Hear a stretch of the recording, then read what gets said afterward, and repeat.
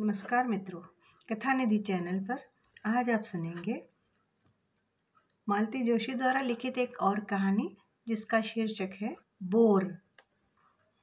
कहानी पसंद आए तो लाइक और कमेंट करके जरूर बताइएगा। तो आइए सुनते हैं कहानी बोर। बॉबी की कोई धुन पर सीटी बजाता हुआ प्रवीण दनादन सीढ़ियां चढ़ रहा था। घर लौटते हुए हजरत हमेशा टॉप मूड में होते हैं।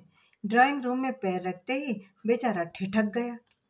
नमस्ते आंटी, उसने सोफे पर बैठी हुई मिसेज नागराजन से कहा और जल्दी से अपने कमरे की ओर मुड़ गया। परंतु वहां भी एक नमूना उसके स्वागत के लिए तैयार ही था। मेरे कान अनायास ही उस ओर चले गए। नमस्ते अंकल। कहिए प्रवीण जी, क्या हाल है? जी बस ठीक हूँ। और इसके बाद फुल स्टॉप। बस प्रवीण का जोर जोर से दरवाजे खोलना और बंद करना सुनाई देता रहा। अब हम चले। बच्चों के लिए चाय बनाइए। मेरी अन्य मनस्कता को ताड़कर मिसेज नागराजन ने उठने की तैयारी की। अरे नहीं, बैठिए आप, चाय वाय तो बनती रहेगी, मैंने औपचारिकता से कहा। नहीं, उधर हमारी बेबी भी तो आती होगी। अच्छा, आइए कभी, कहती हुई वे उठकर खड़ी हो गई। मैंने भी छुटकारे की सांस ली। मिसेज नागराजन को विदा करके मैंने किचन की ओर रुख किया। नाश्ता तो बना हुआ था, चाय भर बनानी थी। मेरे पीछे पीछे प्रवीण किचन में आया। चेहरे पर बेजारी के चिन्ह स्पष्ट थे। बच्चे और बच्चों के पिताजी बाहर से चाहे जितने मिलनसार बनते रहे, पर घर आते कोई बैठा मिल जाए तो उनका मूड ऑफ हो जाता है। ये महाशय कब से बैठे हैं? उसने माथे पर बल डालते हुए पूछा। 3 बजे आ गया था। मेरे पास तो मिसेज नागराजन बैठी थी, सो मैंने तुम लोगों के कमरे में उसे बैठा दिया था।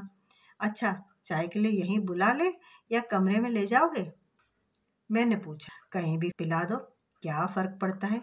ये जग्गी चाचा अच्छी मुसीबत पीछे लगा गए हैं, उसने झुंझलाकर कहा और मेरे हाथ से ट्रे लेकर चला गया। तब तक नीतू भी स्कूल से आ गई थी और सलामी का वही दौर शुरू हो गया था। नमस्ते अंकल जी। नमस्ते। कहिए नीतू जी, तुम्हारे क्या हालचाल है? जी बस ठीक ठाक है। और फिर चुप्पी। इतनी हंसी आई मुझे। क्या बोर है ये गुप्ता भी, इससे आगे बोलना ही नहीं जानता। आकर घंटों बैठा रहेगा। कुरेद कुरेद कर हम जितना पूछ ले उतना ही जवाब देगा। फिर किसी मैगजीन में सिर डालकर बैठा रहेगा। अक्सर वह दोपहर को ही आता है, इसलिए सबसे ज्यादा शामत तो मेरी ही आती है। इस तरह घर में कोई बैठा रहे तो बेफिक्र होकर न तो लिखना पढ़ना हो पाता है, न सिलाई बुनाई। सोने का तो खैर प्रश्न ही नहीं उठता। बस आमने सामने बैठे रहे, एक एक घंटे में एक एक वाक्य बोलते जाओ बस। प्रवीण ठीक ही कहता है। जग्गी अच्छी बीमारी लगा गए हमारे पीछे। पिछले साल किसी ट्रेनिंग के सिलसिले में भोपाल आए थे। उन्हीं के साथ ये हजरत पहली बार घर में दाखिल हुए थे। जगदीप तो पास हो हुआ कर अपने घर लौट गए थे, पर उनका यह दोस्त अच्छी खासी अलामत बनकर हमसे जुड़कर रह गया है। यो घर पर आने वालों की कमी नहीं है, सभी का आना खुशगवार होता हो ऐसा भी नहीं। मगर गुप्ता के पास तो जैसे अपना कोई व्यक्तित्व ही नहीं है। कई बार तो इतनी कोफ्त होती है। अरे भाई, जब तुम्हारे पास कहने के लिए कुछ है ही नहीं तो आते ही क्यों हो? नीतू कहती है घर न हुआ पब्लिक लाइब्रेरी हो गई। इससे तो अच्छा है हम लोग इन्हें घर पर ही किताबें भेज दिया करें। बच्चे खासकर ज्यादा चिढ़ते हैं क्योंकि चाय नाश्ते में कंपनी उन्हें ही उसको देनी पड़ती है। गाड़ी का परिचित हॉर्न सुनकर मैंने गैस पर नए सिरे से चाय का पानी चढ़ा दिया। मेज पर नाश्ता लगाती हुई मैं साहब बहादुर के अंदर आने का इंतजार करने लगी। वे अंदर आए और कुछ ही क्षणों में उनके गरजदार आवाज में बधाइयों का एक शोर सा फट पड़ा। इतनी गर्मजोशी से बधाई किसे दी जा रही है और किस बात की? मैंने बाहर आकर पूछा।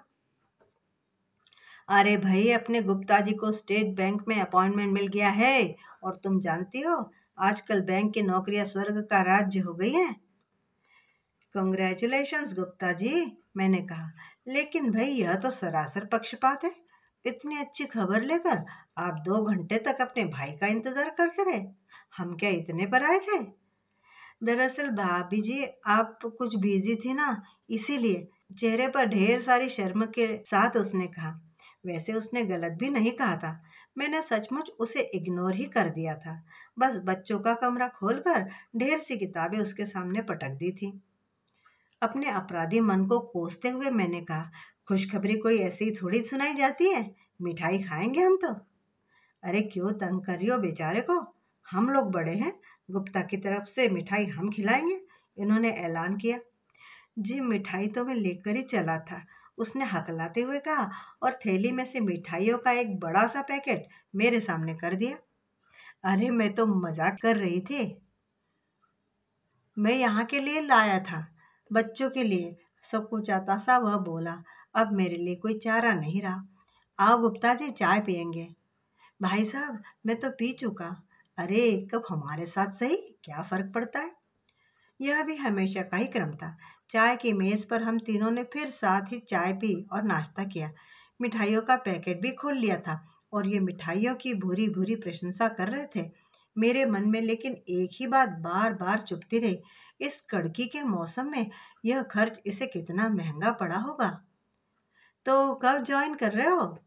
मंगल को हाजिर होने के लिए कहा है, सोमवार को निकल जाऊंगा। जाने से पहले हमारे यहाँ खाना खाकर जाएंगे, मैंने कहा। भाभी जी अक्सर ही तो आपके यहाँ खाता रहता हूँ, तो इस बार फेयरवेल समझ लो। वह लड़कियों की तरह झेप गया। कहिए आपको कब फुर्सत होगी, इतवार को आ सकेंगे? जब आप कहें।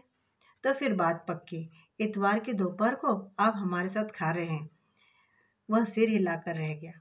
उसके जाते ही ये मुझ पर बरस पड़े। हमारा संडे तबाह कर दिया तुमने। भला और किसी दिन नहीं बुला सकती थी? और दिन ही कौन सा है? कल हमारे क्लब की मीटिंग है, परसों आहूजा के यहाँ रिसेप्शन है, शनिवार को पिक्चर के टिकट पहले से ही आ चुके हैं। कहे तो उन्हें कैंसिल करवा दूं। किसी दिन दोपहर को बुला लेती। मैं अकेली क्या सिर फोड़ूंगी उससे, मैंने चिढ़कर कहा। बच्चे अलग नाराज थे। मम्मी को बैठे बैठा क्या सूझ जाता है, नीतू भुनभुना रही थी। अरे वाह, वह बेचारा ढेर सी मिठाई लेकर आया और हम एक बार उसे खाने पर भी ना बुलाए। मगर इतवार को क्यों? प्रवीण का एक ही प्रश्न था। इतवार उसके लिए क्रिकेट वार होता है, घर पर ठहरना उसके लिए सजा है। इतवार को भी ये रोज की तरह तैयार होने लगे तो मैंने कहा, जनाब भूल गए कि आज छुट्टी है। छुट्टी तो है, पर वह विधानसभा जो सिर पर आ रही है, टेबल पर फाइलों का ढेर छोड़ के आया हूँ। और वे जो BORE बोर आने वाले हैं। कौन? अच्छा गुप्ता की बात कर रही है। भाई तुम लोग तो हो ना, मेरे न रहने से बल्कि जरा फ्रीडम ही होगी। प्रवीण ग्राउंड के लिए खिसकने की तैयारी कर रहा था, परंतु पापा की इस कर्तव्य परायणता के कारण उसका मैच खटाई में पड़ गया। भुनभुनाते हुए ही उसने अपने दोस्तों को लौटाया। बस यही कुछ बनाया है आज? खाना खाते हुए इन्होंने पूछा। क्यों, और क्या बनाना होता है? दाल चावल है, सब्जी पराठे हैं, अचार चटनी है, और क्या चाहिए? कमाल करती हो, यूं तो पता नहीं रोज क्या अल्लम गल्लम बनाया करती हो, आज उसे फेयरवेल दे रही हो तो कुछ भी नहीं। सुनो, ऐसे अच्छा नहीं लगता, तुमसे ना बने तो बाजार से कुछ मीठा मंगवा लो। उनके जाने के बाद में दिमाग कुरेदती रही, सब्जी की टोकरी टटोलती रही। फिर प्रवीण से कहा, बेटे जरा दौड़कर बाजार से एक हीमा का पैकेट तो ला दे, गुलाब जामुन बना लेती हूँ जरा। तो गुप्ता अंकल के ऑनर में गुलाब जामुन बन रहे हैं। नीतू ने चटकारे लेकर कहा, चल ज्यादा बातें मत बना, जरा आलू छिलने में हाथ बटा। तो मैंने एक हल्की सी डांट पिलाई। खाना बनाने का तो मुझे जैसे बुखार चढ़ता है, मिनटों में दिमाग में पूरा मेनू ड्राफ्ट हो जाता है। यूँ मुझे घंटे भर पहले रखी हुई चीज याद नहीं रहती, पर यह जरूर याद रहता है कि 6 महीने पहले अमुक सज्जन के लिए मैंने क्या क्या बनाया था। कोई भी डिश रिपीट न हो, इसका मुझे खूब ध्यान रहता है। रेडियो से, पत्रिकाओं से, सहेलियों से व्यंजनों के ब्यौरे इकट्ठी करती रहती हूँ। खाने की मेज पर जब तारीफों के पुल बांधे जाते हैं तो मेरी मेहनत सफल हो जाती है। गुप्ता जब आया तो रसोई महक रही थी और मेज डोंगों और डिशेस से खचाखच भरी हुई थी। कितनी तकलीफ उठा रही हैं आप भाभी जी, मैं तो घर का ही आदमी था, उसने आते ही कहा। पर स्वागत का सरंजाम उसे पुलकित कर गया था, यह छिपा नहीं रहा। अंकल जी अभी लखनऊ पहुंचे भी नहीं, तकल्लुफ अभी से सीख लिए। नीतू ने चुटकी ली तो वह शर्म से लाल हो गया। आज खाना खाते हुए वह हमेशा की तरह गुमसुम नहीं रहा, काफी बोलता रहा, हल्का फुल्का मजाक भी करता रहा। नौकरी मिलते ही उसके चेहरे पर थोड़ी ताजगी आ गई थी। कपड़े भी जरा ढंग के पहना था। प्रवीण ने पैंट के कपड़े की तारीफ की तो वह काफी खुश हो गया था। दोपहर को बच्चों के साथ थोड़ी देर ताश खेलकर वह जाने लगा तो मैंने कहा, आते रहिएगा। यह भी कोई कहने की बात है भाभी जी, बहुत दूर जा रहे हैं आप। अंकल जी तो उतने बड़े शहर में जाकर हमें भूल ही जाएंगे। प्रवीण ने लाड़ जताया। अरे नहीं भैया, उसने प्रवीण को प्यार से थपकियाते हुए कहा। बच्चे आपको याद करेंगे, कभी कभार पत्र देते रहिएगा। मैं शिष्टाचार और सौजन्य की मूर्ति बनी हुई थी।